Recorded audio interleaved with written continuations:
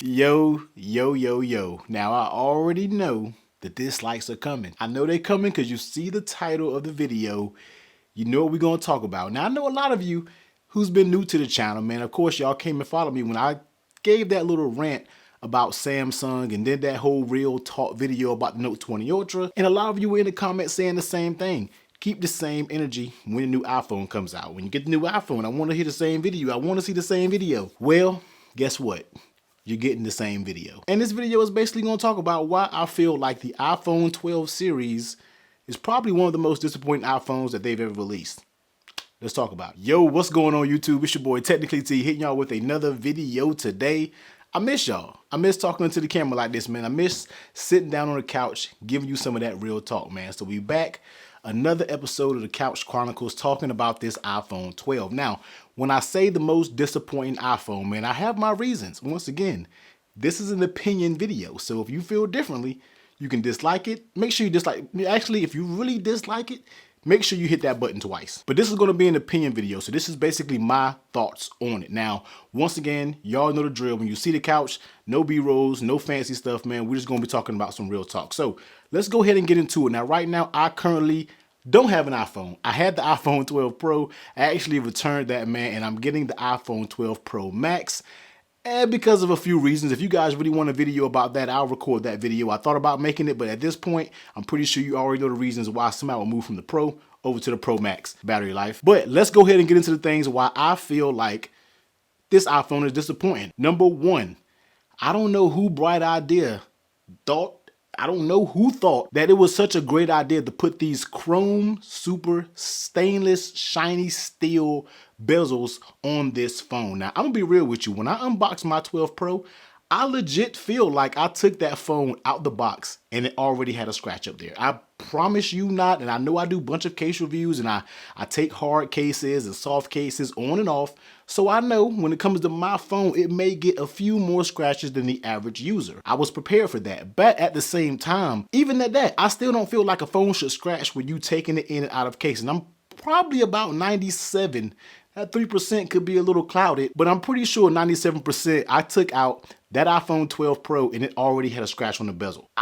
Everybody says it screens premium. To me, I would rather have edges just like the iPhone 12 series when we're talking about the matte edges, or if you do want to use a stainless type of material, do like the Galaxy Z Fold 2 did where they had the brushed sides. I feel like that is a good medium. It's not too dull, it's not too shiny. Give it that brushed look, give it that matte look. And it's not going to show fingerprints. Now, you know me, I'm not a person that goes and says everything is a fingerprint magnet. Who cares if it shows fingerprints? But I ain't going to lie to you, man. That stainless steel bezel shows so many fingerprints. It's almost grimy looking. Like it looks like your phone has the pandemic. So yeah, those stainless steel bezels, man, I absolutely hate them. I do not like them. Yes, they look good when you take it brand new out the box, but that's as pretty as your phone is ever gonna look. So make sure you get your pictures, make sure you get your product shots, because even when you try to wipe these things down, I feel like you still never get the fingerprints and the smudges and everything off the stainless steel bezel. So that's my first complaint, man. The bezels, I feel like not even just me, I was actually babying this device because I knew the stainless steel bezels were going to be an issue, and I feel like I still got micro scratches on my bezels. Now, you're charging this much for a phone. You need to find a way to make it not that much scratch resistant. Now, I know everybody is saying you can polish them out and different things like that, but once again, as I always say, we should not have to do that on a phone that costs this much. So the stainless steel bezels, to me, not feeling it. Next up, let's talk about that ceramic shield, man, because they made it seem like it was going to be the next best thing since sliced bread when it comes to screen technology. They know everybody always drops their screen. iPhones, you can go out on a regular day and see somebody with a cracked iPhone screen, and now the ceramic shield is here, and I feel like it's trash. Now, from my personal experience, as soon as I take the phone out the box, I slap a screen protector up there. I don't play those games at all because honestly, I don't trust anything that these manufacturers say, whether it's Samsung, Victus, whether it's iPhone, ceramic shield. You went on Twitter and you saw people scratching their phones as soon as they turn it face down just once. Now, I haven't experienced that, of course, but I've talked to plenty of people on Twitter, my man Digital Slang, and a few other people that was just like, yo, I already got scratches on my phone. Now, you have people, I personally don't do it, but you do have people out here who put keys and different things in their phone in the same pocket, which I think is the worst idea ever. But if they were getting scratches then, you got this new ceramic shield. What is going on? Why is there so many people reporting so many scratches on their phone with this super new technology? Now, I know that it might be more drop resistant. Okay, but you made it more drop resistant and then made it more scratch resistant, which is probably more prone to happen besides being dropped and braked. To me, that just doesn't really make that much sense, man. You made it more easy to scratch, but less drop. You keep a case on it, but your screen can still scratch from ceramic shield. You kind of get what I'm getting at here. I'm just not really feeling the ceramic shield. It was tons of people already reporting that had scratches on their screens, and they barely did anything. So my recommendation to you out there, if you're thinking about getting any of these iPhone 12 series, make sure you go out there and get a screen protector, man. If you don't know which one to get, I'll be sure to link my video. I'll pop it up here and put it down below. Some of the best screen protectors that I reviewed on the channel. So buy one of them, protect your phone. Don't believe in that ceramic shield. Next up, let's talk about the cameras. Now with the cameras, I have a lot to talk about, but we're not really going to get into it. But iPhone cameras have always been just consistent. But at this point, when is consistent going to get a little dated at that point? When I think about picking up cameras and taking pictures, picking up smartphone and taking pictures, I'm going to grab my Google Pixel 5 every single time because they're going to give me the picture that I'm looking for and that I'm actually looking at every single time. When I pick up an iPhone, yes, they do take very consistent pictures, but for some reason, I feel like iPhones still can't get white balance correct on their pictures. Sometimes the pictures comes out yellow and they just completely miss sometimes when I'm thinking about the color accuracy. Now I know a lot of people are going to come in here and say, I don't know what I'm talking about, but pretty sure a lot of you know. Some people say iPhones take some of the best pictures. This day and age, I don't know if that's entirely true. I'm still going to pick up a Google Pixel 5 when I want to get that absolute water crystal clear picture that I'm looking for. Now, when it comes to video, of course, iPhone is going to hold that down nonstop. I really feel like nobody's even coming close to iPhone when it comes to the video category. They got that on lock. But when you are talking about stills, I feel like at this point, the iPhone camera has been so kind of stagnant right here in this playing field. They made incremental upgrades, incremental, but the upgrades you really can't see unless you're putting pictures side by side from the old model. And I'm pretty sure you can say that about every smartphone. And I'm pretty sure I know that smartphone camera technology is probably getting to a plateau at this point.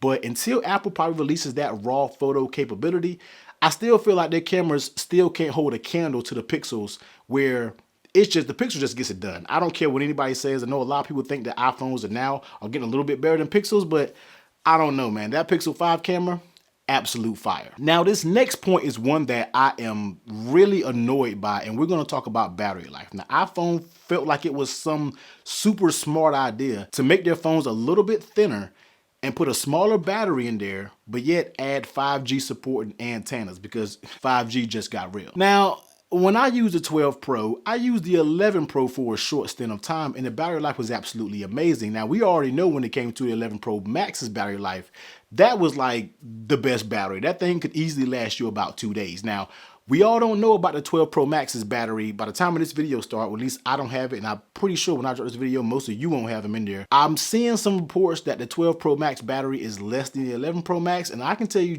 I can just about guarantee that the 12 Pro battery, when I had it, was less than the 11 Pro battery. So I'm not sure about you, but I don't know when the last time a company has went backwards when we are talking about battery. Most people strive to improve, but yet we're going backwards. Yet you have the most powerful chip when we're talking about the A14X Bionic 15 core. I don't know.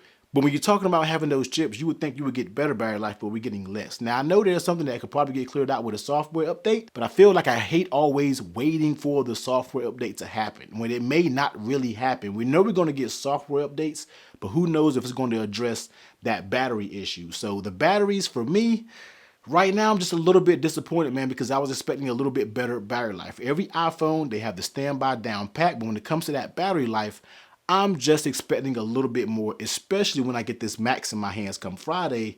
I expect that battery life to be comparable or at least better than the 11 Pro Max.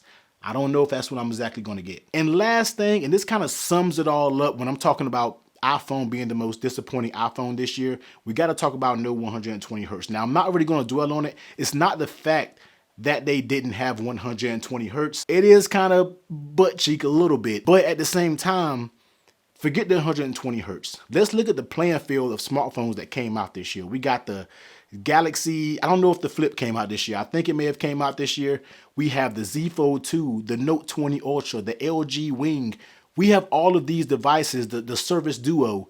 We have all of these devices that made tech absolutely fun again. Like, there is some amazing tech this year. And when I say, I've said it before, I've said it on Twitter, Samsung has won this year when they're talking about overall tech. They just won. Plain and simple. They made some amazing devices this year. And yet you come out with an iPhone and we know how Apple do. We know they kind of wait, they sit in the playing field, they do all those things, but how long are we going to hold on to the mentality of iPhones are just working? They're just working.